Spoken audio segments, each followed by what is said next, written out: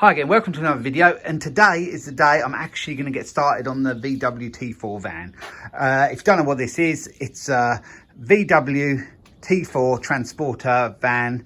It's a 1999, I believe, 98 or 99. It's on an S-Reg. And yeah, my job for a start is, well, I think I'm going to put this gearbox in it. But the job might escalate to putting that engine in as well. I haven't decided yet, because the gearbox in the van is not great. When you're changing down, synchromesh isn't very good at all. This gearbox I bought about probably 4 or 5 years ago. I was told this gearbox was okay, and yeah, it only cost me £85, but I don't know for sure. My first thoughts were putting this gearbox in the van and keep the engine that's in the van. But the engine in the van is very underpowered. I'll lift up the bonnet a minute so you can see the engine, even though you won't see much from it because it looks much the same as this engine. But this engine over here is from a Golf, a 1996 Golf TDI Mark III, 1.9 TDI Mark III Golf. And yeah, it's a popular conversion. I bought it a while back. I've bought a lot of bits to do the conversion. So I am half thinking now, is it time to do the conversion at the same time? I've had the wiring loom all done. We'll look at that later on, or maybe in the next video or the next video after that. We'll just see how we're going with all of this project. But yeah, initially, what I'm going to do today, I'm just going to do a bit of a strip down on the front, and then I'll decide from there. I'm not going to take anything sort of off, which is going to decide whether I just do the gearbox or whether I do the gearbox and the engine. If I ask my viewers, I know what they'll say. They'll say, put this in it. I think that is about 90 horsepower standard. The one in it is 68. It's a turbo diesel, the one in it, 1.9 turbo diesel, but not the TDI. That's where the difference is. These ones are a lot more horsepower. And yeah, just a better performing engine, because this is very, very slow up the hills. The engine's done 240,000. I think that one, I was told, done about 160,000-ish, I think. Could even been a bit less than that, I can't quite remember. I think I've got the video somewhere, and if I can find it, I'll put it in this video. But if you don't see it, obviously I've lost it. It was a WhatsApp, so I may have it still. I'll have to look back at that.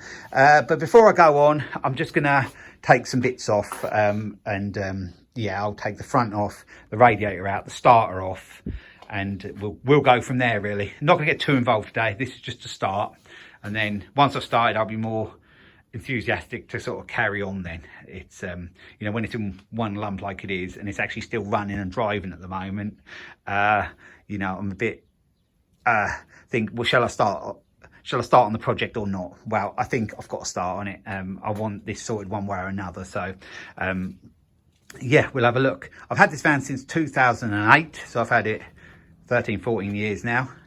So yeah, I've used it a lot for work over the years. The last few years I haven't used it nowhere near as much. So yeah, I want to do a few, I'd like to do the upgrade with the engine, but like I said, we'll see. And then if I do that and it's all successful, then I'll look into getting the bodywork done and might make it some sort of a day van. Use it basically as a car, really, and yeah, make it look nice, because these are got quite a cult following.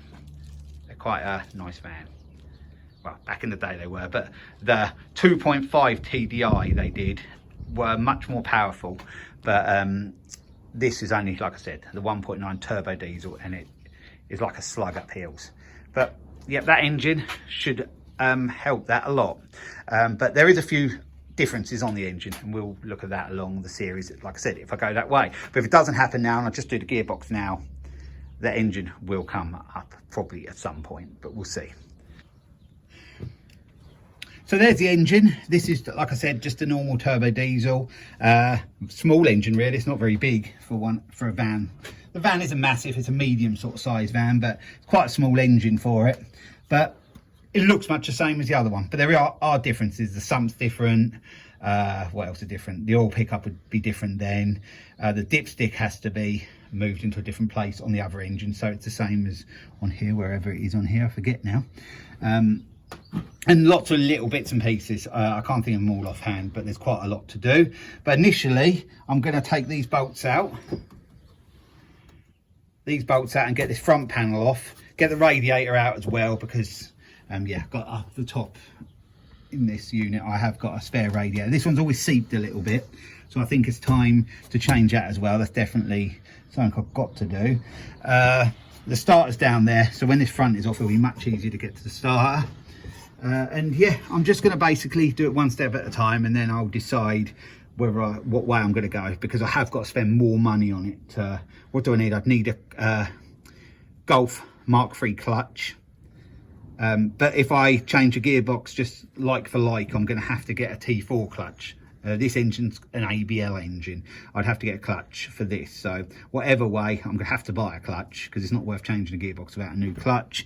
So what else is there? There's loads of little bits and pieces you've got to do. But the main thing I've had done is a wiring loom. So I think I have to just take a little bit off of this wiring loom to finish it. I paid £200 odd to have the wiring loom done. I spent quite a lot of the money on this already. With the engine, I think it was 400 the engine, loads of little bits. I'm probably in for 800 on this project, and I haven't even started it yet. So I think it's time to get on and do something on it and get this back on the road. I'd like on the road Aprilish time, a push May perhaps, because if I decided to do the engine conversion, it might take longer. But my brother did, it didn't take him very long, but he's had issues. He tried to upgrade the TDI engine, which he put in his, and he's had a few problems. And the main problem he's got now is a very juddery gearbox, and the gearbox juddering, well, he put an uprated clutch in it, and I'm not sure whether doing the upgrades has caused him some issues. For me, I've just used a standard clutch for a Golf TDI Mark III. So yeah, I'll do that. He wants to get his remapped and all that sort of thing. As long as it pulls up hills better and goes reasonable, I'd be happy enough. So anyway, before I go on any further, I'm going to get a bit of work done and get some of this off. So I'll get some tools together and then we'll get on. So firstly, I have 3 screws along there to take out, one there, one there, and one there, and that should release the grill at the top. I'll do them. I apologise if the light and camera work isn't brilliant up here. The lighting is poor. This is my unit, like I think I said earlier, it's my unit, and yeah, I'm going to have to try and improve the light as time goes on.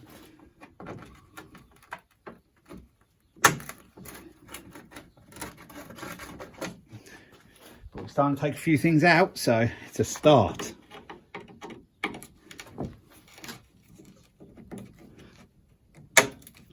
Thought them screws weren't going to come out. They actually did, so that's good. They aren't great. Probably have to put different ones back in. But that's that done. And I forget actually how these went at the side now, because I don't particularly want to take the bumper off at the moment. But if I do the engine conversion, the bumper is going to have to come off. I actually not sure. I actually needed to. If I turn the front panel out, whether I need to take that off, but I forget how this. Oh, I think they just lever out from the side. So off camera, there was a little screw under there I had to take out, and the one the other side was actually missing. So that just comes off now. I'll just go that side.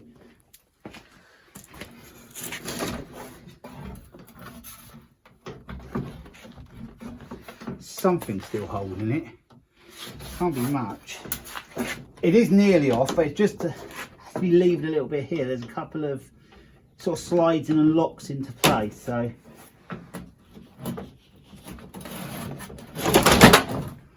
there we go, we have that off. So that's off. So now the front panel is off. I actually have got a spare one of them. If the other one's better, I'll see which one's best. And then it just pushed into them little tabs on there and screwed in there, and the same on the other side, but that screw was missing. But now I'm to where the radiator is, and I'm gonna firstly take the top slam panel off there and there. You can just catch that in the corner. There's just 2 13mm bolts. I'll get a impact on them. So you can just see in the corner of the screen that I'm here. That's pretty tight, that one was. I'm going to start getting little pops for the nuts and bolts in, otherwise we'll be dropping them. So I've got this one to go now.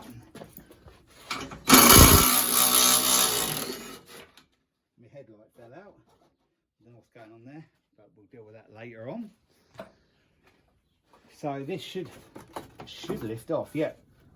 Oh yeah, I thought actually the bonnet pull might have been in it, but I didn't think. It's actually in the bonnet side of it, not on the slam panel.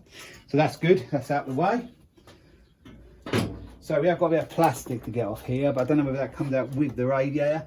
I can actually see down there some slight seeping of antifreeze. So yeah, it has been leaking ever since I had the van, and that was all that time ago, but it's never got any worse.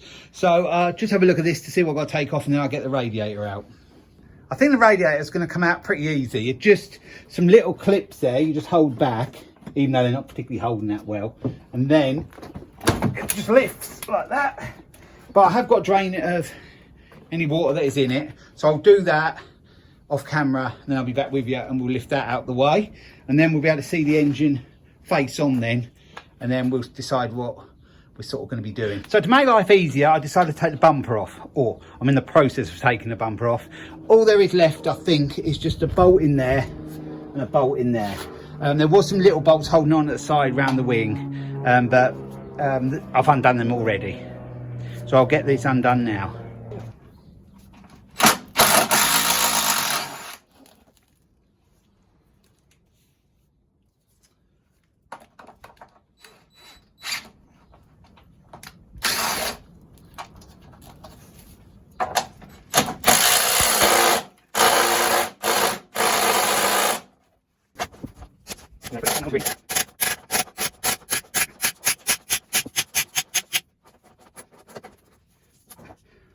One was a bit tight. Oh, that's some WD-40 on it when it goes back in. So they're both off now. So now we should be able to get the bumper off. I'll just get Laura to give me a hand. And that one's still in, is it? Yeah, but it'll fall out when we do it. So it should just be a case of just sort of jiggling it off. There you go, easy. And one bolt is still in there, but that's fell out. So now we've stripped it down a little bit more, and it'll be much easier to drain the water now with that off. So it's only a few little bolts and that to put it back on anyway, so it doesn't matter taking that off. I've nearly got the radiator out, but I'm struggling a little bit with a couple of well, they're here. They're like hinge type bits. I've got the bottom ones off, but I'm struggling with them ones. I might be able to show you that. I might not be able to, because there's like a little tab bit you push underneath and they should slide off, but they're just not playing ball at the moment. I've disconnected most of the pipes. Well, that one's off. I've just tucked that down there. Tucked it down there. That one is off there. So that'll come off with the radiator. So that's done. There was one over here, which is currently just, I think, laying down there. That went to there. So I think we're all disconnected, but I might have to take the big one off at the bottom. Where are we? The bottom there. Yeah, that one. Because I don't think that's going to come out with a radiator. I've just got to see how I get these things off. They're becoming a bit of a pain at the moment, and it's starting to be a bit irritating. So I don't want to have to take this shroud off. It's not in great condition anyway. But I actually did break a little bit there, but I'm hoping that's on the other one. But it's old and brittle anyway, so yeah. I've never took one of these off before. I thought I had, I haven't. Actually, I must have done, because I took one off of a spare van I had once. That's where I got the other radiator from. Or unless that come with it and it already, yeah, I think that already had the engine taken out. So the radiator might have been in the back of that. Yeah, I can't remember. I don't actually recall ever getting these off before. So I'm going to have a go to get them off, and then when I've got them off, I'll either show you that or show you how I did it. I've finally managed to find a way of getting these off, and it's nothing to do with that. I'm sure it should come off there, but it just doesn't want to, this side or the other. But I've got both bottom ones off, which is a bit strange. They come off okay. So what I've done is just, there's a little tab thing that locks that in place there, and that whole bracket does come off. I did slide it along a minute ago. I just wanted to show you how to do this. Yeah.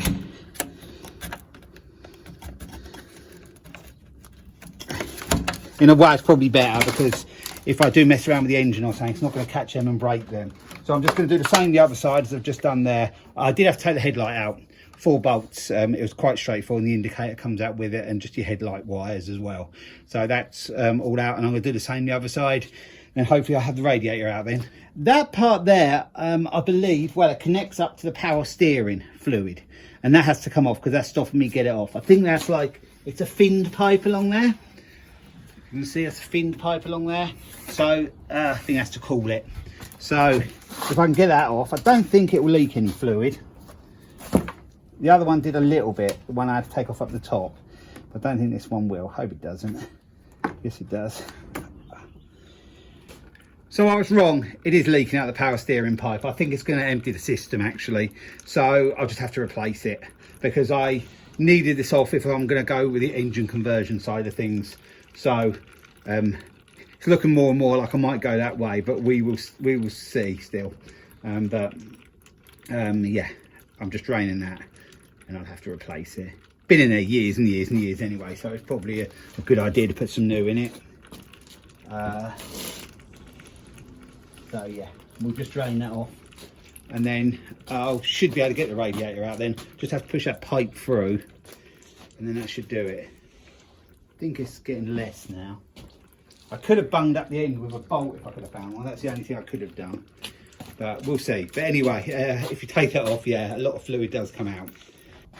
Now the radiator is out. It was a bit of a pain because I didn't realise them pipes have sort of got a piece round to hold them together. I thought that pipe was going to come out with it. So then we tipped the radiator and got a bit of water spill or coolant spill, and a bit of oil spill from the power steering. But that is more or less empty now. No more is leaking, so that's good. So we're into, well, right into where the engine is now. There's a little engine in there. So I'm nearly done what I'm going to do today, but what I'm going to actually do before I go is I'm going to take the starter out, which is there, tucked right in there, and I am half tempted to go the engine route, but not quite sure whether I want to 100% decide on that today. I will take the battery home with me to give that a bit of a charge. Also, I want to be able to push this still, so I don't want to get too involved with anything because we'll have to come forward a couple of feet just to get everything jacked up, because it will hit the back if not, because it's pushed right back. So yeah, what am I going to do? I'm not quite sure yet, but yeah, I think I will get the starter off. The only issue with getting the starter off is if I take the starter off and I change the engine, I won't be able to start the engine to have a record of it running. So then if I sold it, I could show someone it running. But personally, I think I'll just hang on to the engine anyway, and I know it's okay. So I might not worry about that too much. You can tweak these engines, I've been told and I've read up about, to make them better performance. But since I've invested so much, it does seem a bit of a shame not to go the conversion route, really. That front panel does come off. Cut the bolts there.